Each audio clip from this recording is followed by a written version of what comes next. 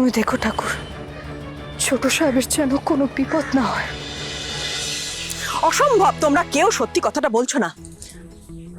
শঙ্কর এরকম করলে কি করে হবে? আমি বারে বারে বলছি, তুমি শুধুমাত্র আমার গাড়ি চালক নও, তোমরা আমার পরিবার। এভাবে কেউ পরিবার ছেড়ে চলে যায়? তুমি যদি আমাকে সমস্যাটা না বলো, আমি সলভ করবো কেমন করে শঙ্কর? কথা মা, আমাদের কিছু জিজ্ঞেস করবেন না। বড়বাবু, চাবি। আমাদের পক্ষে সবটা বলা সম্ভব নয়, শুধু এইটুকু বলছি, আমাদের আটকাবেন না। এই বাড়ি থেকে আমাদের চলে যাওয়াটা খুব দরকার। তুমি ভুল করছো শঙ্কর, বিরাট বড় ভুল করছো বলে দিলাম। তুমি চলে যাচ্ছ সেটার জন্য আমার খারাপ লাগছে, সেটা তো ঠিকই, কিন্তু তার থেকেও বেশি খারাপ লাগছে তুমি কেন চলে যাচ্ছ সেটা বলছো না।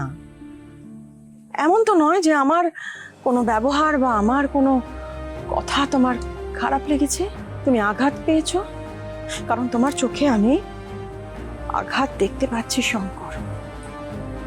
এটা কি আমার কোনো ভুলে? তুমি যদি এটা না বলো তাহলে তো আমি অপরাধ বোধে ভুগবো শঙ্কর। কর্তামা, আমরা এখানে আর থাকতে পারবো না, আর চলে যাওয়ার কারণটা আমি আপনাদের বলতে পারবো না। গত 25 বছরে আমি অনেক সম্মান পেয়েছি, সেই সম্মান মাথায় নিয়ে আমি বাড়ি থেকে চলে যেতে চাইছি। আর আমি চাই আমাকে আপনারা মনে রাখুন আমার সততার জন্য, আমার কর্তব্য পালনের জন্য। আমি চাই না আমার জন্য আপনাদের পরিবারের মান সম্মানে বা গৌরবে কোনো কালি ছিটুক, সেটা আমি সহ্য করতে পারবো না। দয়া করে আমাদের যাওয়ার অনুমতি দিন।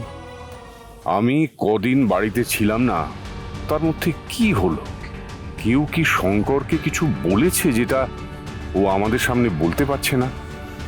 আপদ বিদেয় হলে বাঁচি তা না, সবাই কেমন ব্যাগরা দিচ্ছে দেখো। ঈশান, একবার যখন সিদ্ধান্ত নিয়েই নিয়েছো যে চলে যাবে আমাদের বাড়ি ছেড়ে, তখন তো আর হাজার বললেও তুমি থাকবে বলে মনে হচ্ছে না। না। এটা রাখো শঙ্কর।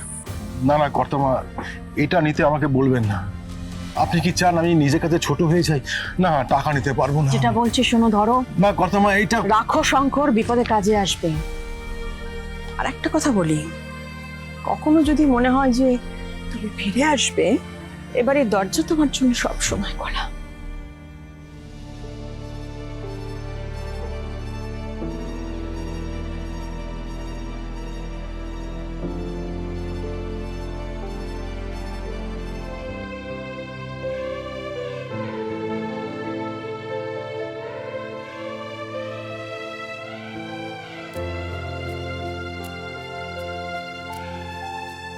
কুসুম, কুসুম তুই এখানে দাঁড়া, আমি অটো রিক্সা নিয়ে আসছি।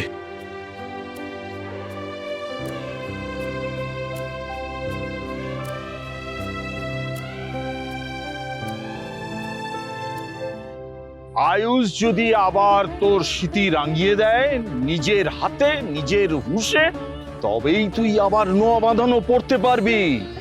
এবারও যদি আয়ুষের প্রাণ বাঁচাতে হয়, তাহলে তার সম্মতি নিয়ে তার হাতেই তোকে সিঁদুর পড়তে হবে। তুমি দেখো ঠাকুর, ছোট সাহেবের যেন কোনো বিপদ না হয়। পরিস্থিতি আমার আয়ত্তের বাইরে।